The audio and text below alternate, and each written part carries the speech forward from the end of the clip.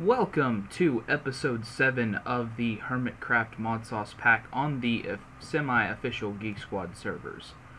Guys, I hate to start this episode off on a sour note, but I had a problem. So, I was trying to stop the villager spawner. I just wanted to check in on a few things, so I pulled out my old handy bound pickaxe. And then I brought it out, and I destroyed the block, and then I was trying to put it away, but I guess I didn't have shift pressed down hard enough, and it ripped out the central section of my base. I didn't quite get the ceiling, so that's good, that's still intact, and it's all still lit up here. It just took out almost all of the ritual, pulled the spawner out, pulled my floor out, destroyed my blood altar, and luckily did not touch any of my machines down here. But that's okay. That's okay. You know, I was already thinking that I wanted to set up kind of a new base. I had a new idea for it. I was looking around at some of the mods that are available here, and one kind of caught my attention, and that's the Compact Machines mod. So if you're not familiar, what this does is it essentially allows you to make tiny worlds that are only 1 cube long. Sort of like setting up a teleporter to an alternate dimension, but the dimension is entirely contained within that one block, and you can place that block anywhere in the world you want to. If my thoughts are correct, you can also place them in any dimension you want to, but that part I'm not entirely sure about. And if you were to right-click whatever compact machine you made with a nether star, then you could pick it back up and take it with you. So there are different sizes, tiny, small, they're all different materials, and that determines what size they're made out of. I think the tiny one is a 3x3x3, 5x5x5, and so on and so forth up until you get to the maximum size here, which is, I want to say, 13, somewhere along those lines. And they're all made from different materials. The first one's made from wood, and then iron, and it goes up from there until you get to nether stars. That's the maximum size one you can get. Then you have to make some of these other machines here to be able to make it like a world resizing cube, which takes 6 of these things, which you make with these things, which one of them's made from that, and the other one's made from that. And then you need this. This is the entrance to it. This is, you right click the compact machine with this, and it takes you into that world. So, pretty cool, pretty cool. Obviously, I want to just go maximum size, so why don't we go just check on our wither farm a little bit right here at the beginning of the episode. I'm not going to say that I didn't set this up on purpose, because I did. I totally set this up on purpose, but let's go take a look at it. Oh, baby. 64 nether stars. That gives us a pretty good start to being able to put all kinds of compact machines down and have them be pick-upable. You know, another thing that I noticed, you might notice that I changed here, is I've got a wireless lever. So that way I don't have any incidences where I end up killing myself because I forget to turn, or not forget, but can't turn the thing off because I get knocked around by wither skeletons too fast. So that's how this works. Essentially, you just link it to the block, and then it summons, or it acts as a redstone signal from a distance, which is quite nice, quite nice, quite nice. Good stuff for me, good stuff. So yeah, I'm going to see if I can make some of these blocks, and then we're going to try to put them down in a few places and check them out. I'll be back, guys. Alright, so we're in the spirit world here, and I've put up a few more super crafting frames up here, you can see. And then I've kind of filled them with materials. The way that I do the super crafting frames is I always leave one thing out of the chest that they're on. So that way it sort of acts like a key for me to have that item on me in order to craft it. So in this case, for those two, it's the pistons and sticky pistons. So we got to make a couple of those. So let's grab out some wood. And then from this bottom one, which is also my cobblestone generator, grab out some cobblestone. And then we need a little bit of redstone and a little bit of iron. So yeah, that should be enough there. And then a few slime balls for the sticky pistons.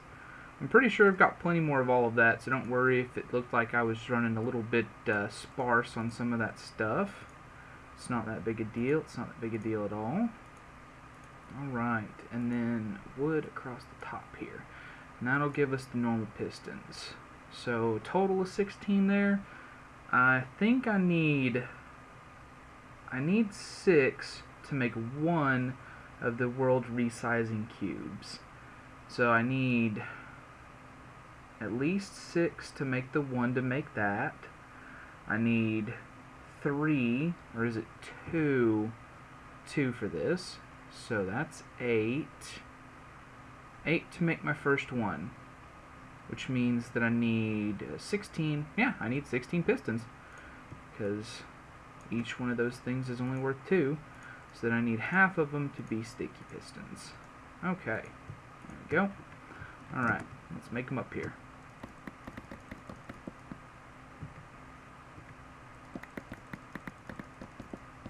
Alright, and for this one, these two things were the key. So that's what's going on there.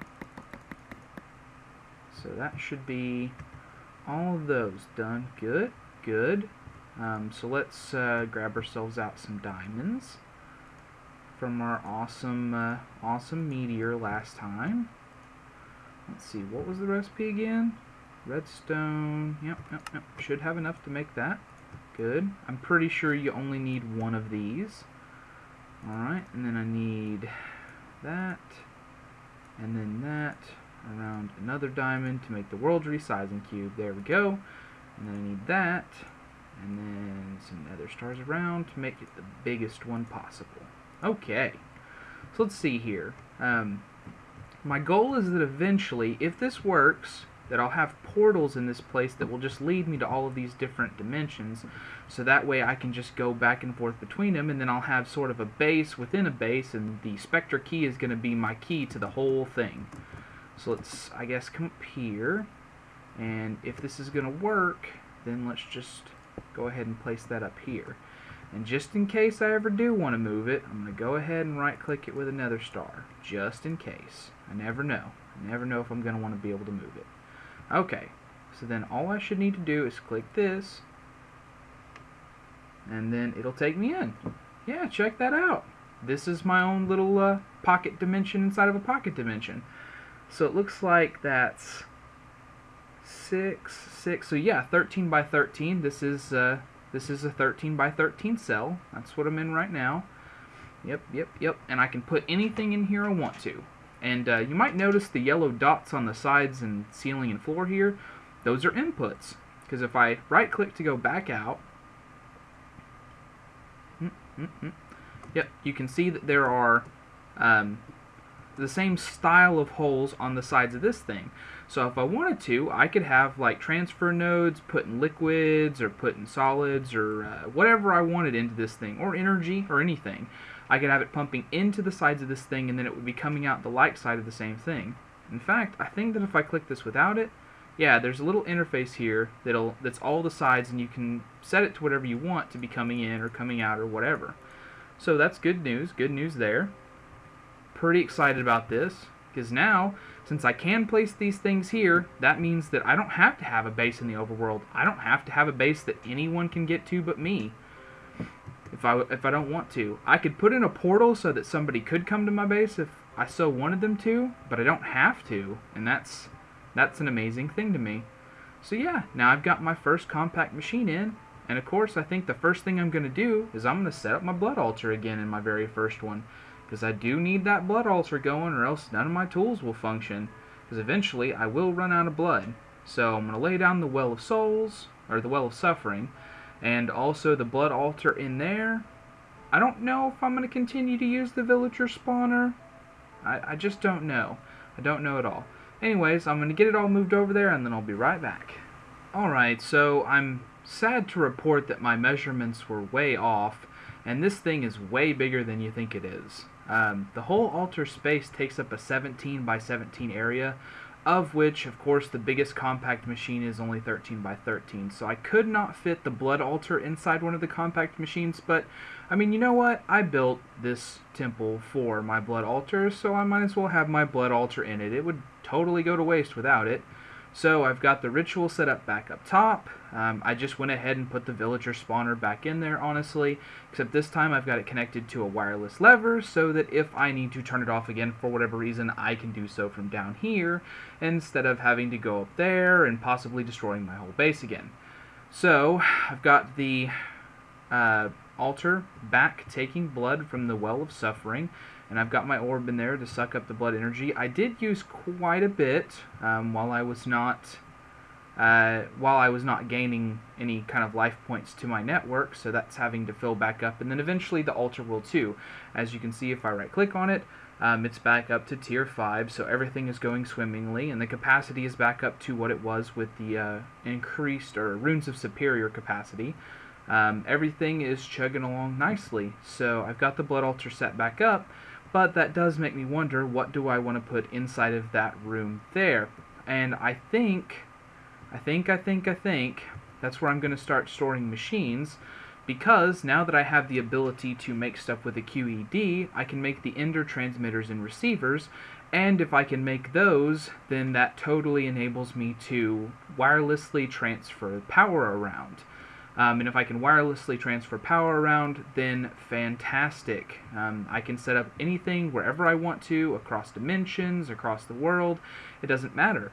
So I could move, for instance, this in there, and I could move this in there, and then this little farm over here, and the smeltery, and all of the tables, and the enderlies, everything, except for the transposer. Those cannot go across dimensions, but that's okay. It's really only here for me to throw a few things at my wife as needed. But everything else I can take in there with me. So I think that's what I'm going to do. I'm going to start working on moving some of these machines around. Maybe the smeltery first, maybe these first, I'm not sure. And then I will see you once I have made some progress towards that, and you can see how I'm setting up my compact machines. Alright, so I got the smeltery moved in here to my first compact machine. This is quickly going to become my processing wing, I feel, because I also moved the QED over here, and I realized there's lots of space on the walls that I could have stuff moving around. And if this was a normal base, then it wouldn't really make sense. It would seem kind of strange, but being that this is an enclosed cube that there's nothing outside of, and it's miniaturized, it seems like you should try to use as much space as available to you. So the other thing I did is I put a lot more ender flux crystals down here around my QED, because as I was moving into some of the other things that I'm wanting to do in today's episode, I've got a need for materials. So if you didn't know, the QED, if you put some coal, charcoal will not work, coal, and some ore in there, then you can process it down into ingots, and it does it at a ×3 rate. So you can see that each one of those ores is giving me 3 ingots of iron. So I've got just a really basic setup here. I've got a transfer node for items and a chest. The transfer node has a filter in it. So far it's got gold and iron as a property of what it can pull out, because that's all I've needed so far. I didn't want it pulling out the iron ore and the coal, so I went ahead and put that down there just to make sure that it wouldn't. And as I process the different ores, I will put in another entry to the filter so that it will not let things get through. And if needs be, I could put in 5 more filters, so there's no end to the amount of ores that I can process with this thing. But yeah, that's what I've done so far. And I'm going to continue to work towards the first couple of goals I've got here, which are the wireless energy transfer, because I'm really needing some of that so that way I can move my machines in here, and also getting some of this ore processed, which is going to take quite a while, but is something that really needs to happen. The only sad part about the QED is that you cannot automate it at all. There is no way to turn this thing into an automatic ore processing unit, because the QED has special code written into it that says that nothing can be automatically inserted into it. It's a shame, it really is, because this could be a very, very easy way to get ×3 ore multiplication. But I understand, it's not like it requires power, although ender flux crystals and the QED itself are kind of expensive. But it doesn't require any power or anything once you get it up and running, so I can understand not wanting to allow it to be automated. But yeah, so I'm going to work on processing those ores, moving towards the wireless energy transfer, and I'll show you when I've got some of that done. Alright. So I haven't gotten any of that done, but I was looking at a few of the other things, and I thought maybe I would just share some thoughts on it. So first off, big change, if you didn't notice, I've got all golden hearts down here, because I went ahead and made the 10 yellow heart canisters that I need. There is a spot here for the green heart canisters, but there's currently no way to get them, so I'm not even going to worry about that. But yeah, I have a total of 30 hearts now, so that gives me 60 health. That's more than Enderman. I'm now officially boss level as far as my health is concerned, though not necessarily in capability. So, okay, let's, done with that. Okay, so, let's see. I was thinking, you know, that I was going to use the QED to make some of the wireless energy transfer, the ender receivers and transmitters and the energy nodes. But then I thought, you know, maybe I shouldn't. I've already started using Ender IO because I really like their sag mill as far as like a pulverizer, and their electrical furnace because it can take in up to 3 stacks of things. So I thought, you know what, maybe I ought to just go ahead and stick with Ender IO a little bit more. So I found this item. It's called a dimensional transceiver. And if I hold shift there, you can see that it transports items, fluids, and power wirelessly across any distance and between dimensions. So I guess it works sort of like a tesseract there, but requires way less machine setup to be able to do it. Tesseracts are all well and good. They don't have any kind of transfer buffer or anything like that. They are really like top tier as far as transferring stuff across dimensions or distances. But if I don't feel like getting into those yet, I think maybe I should go ahead and get into these. And so that's what I'm going to do. I'm going to make a couple of dimensional transceivers. I'm going to find a place to plop down my solar panel, and then I'm just going to have power transmitted that way. So I'm going to make 3 of them, because I'm going to make 1 to put underneath the solar panel, 1 to put next to the quarry, and then 1 that will be transferring power into my room there. So I also thought, you know, solar power is really good. Obviously, it's working well for me, but I need to have some more storage on it. I do have a hardened energy cell underneath my main solar panel, but I thought, hey, what about making some capacitor banks? Ender IO has another solution for me there. So capacitor banks just store power, and they can be a multi-block structure or they can be a single block structure. Here's the recipe for them. Got some electrical steel and some double layer capacitors with a block of redstone. So the double layer capacitors, 2 basics, and energetic alloy and coal powder. Energetic alloy is gold, redstone, and glowstone. Glowstone started to become a problem for me. I think I'm going to have to take a trip to the nether to get that one taken care of. Anyways, then the electrical steel is iron, coal, and silicon. There's plenty of ways to get silicon. I'm probably just going to use sand or clay. I do have some redstone that needs to be broken up, though, so that might not be a bad one for me to use either, because that's got an 80% chance at silicon, and also drops, would have me go ahead and process the redstone and get some cobblestone too. Why not? You can get it from sand as well at a 50% chance, so I don't know. Probably, I think I'll go ahead and process the redstone, honestly, now that I'm looking at it, so go ahead and get myself enough silicon for that. Because it's also needed for the dimensional transceivers, because I have to go up to octadic capacitors and use vibrant alloys as well. Vibrant alloy is made from the energetic and an ender pearl. Of course, energetic, like I just showed you, is redstone, glowstone, and a gold ingot. So I've got a lot of tasks here in front of me. I got to take a trip to the nether. I've got to do a whole bunch of crafting, and honestly, as much as all that being said, the other thing that I really need to get into sometime soon is applied energistics. I've got tons of chests here, I've got stuff flowing everywhere, and honestly, I'm just tired of it. I've got to go ahead and get my AE network set up, so that way I don't have to worry about this stuff. I don't have to go through each one of these chests and figure out where stuff is and whatnot. I'll probably leave the chests there that are automatically set up to do some item crafting for me, but everything else needs to go into an applied energistics network. So I'm going to start with the wireless energy transfer, because that's the first thing that I said I was going to get into, and is something I really need to get done, but then we'll see where else we can move in this episode, guys. I'll see you in a minute with some progress. Alright, so I've got a few of the materials processed here, so we're just going to go ahead and start making the capacitors. I just decided again, go big or go home. So I'm just going to make a whole stack of 64 of the capacitors. So you can see I've got that. And let's go over here, grab some more redstone that's being processed. And that chest's going to fill up pretty soon. Grab some more of that and throw it in there. Bam. See, because in total, I need 8 stacks of the double layer or the single basic capacitors to get the double layer capacitors. So that's quite a bit of stuff that I need, quite a bit indeed. So, but that's what I'm working towards. Just a small update. Aw yeah, got my 8 stacks of basic capacitors. Time to move on to the double layer. Do you guys think that that's enough glowstone for now? I think that's enough glowstone for now. Let's head back. Oh yeah, and here is my first stack of the double layer capacitors. Sure is taking a while to craft all this stuff, but it's gonna be worth it. I'm gonna have so much energy storage, I'm not even gonna know what to do with myself.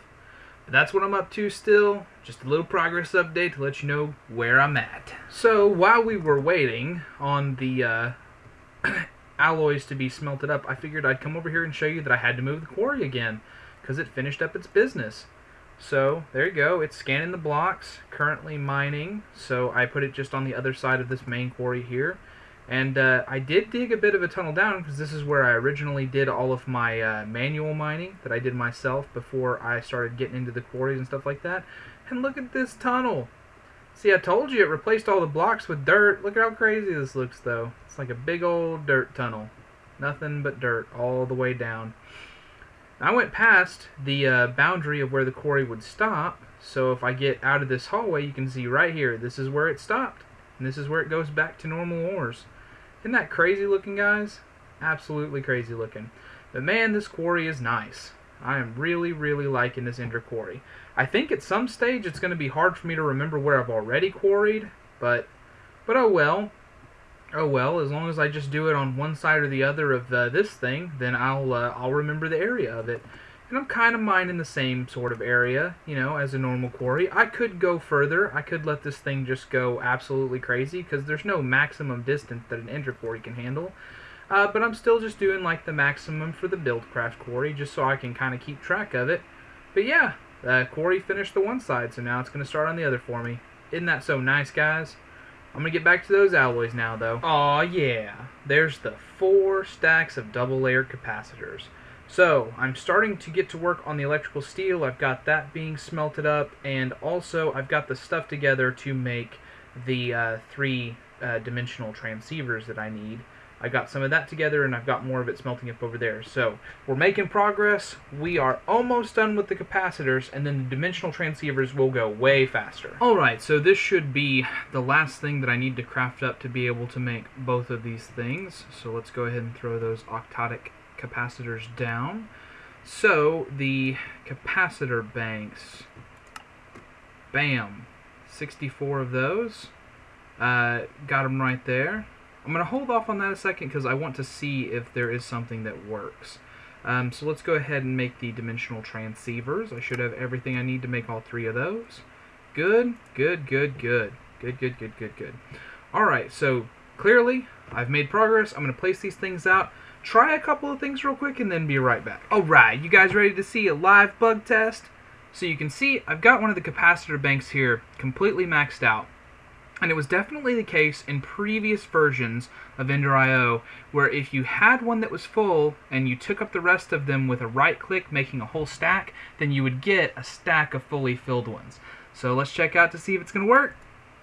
Ah, no, they fixed it. Okay, that's fine, that's fine. That's fair. I can't really be upset that they fixed a bug. Alright, but there we go. That gives us a full stack of capacitor banks. That's plenty of power for a very long time. So I'm going to get this set up somewhere in the maze, as I'm going to start calling it, my other dimensional vaults. And then I'll start funneling power into it using the dimensional transceivers. I'm also probably going to go ahead and take all of this up and then replant it somewhere in there too. I think I'll make another cube and it's going to be sort of the farming cube. So I'll have this harvester set up, and also all of these deep storage units, and this one Ender IO machine, the alloy smelter, to go with the gold berries coming in to auto smelt them too. So I think that's what I'm going to do next. I'll be back in just a minute, guys. Alright, and there's all of the capacitor banks arranged, with one of the dimensional transceivers in the middle of it to go ahead and supply it with power. And that's where we're going to have to end the episode.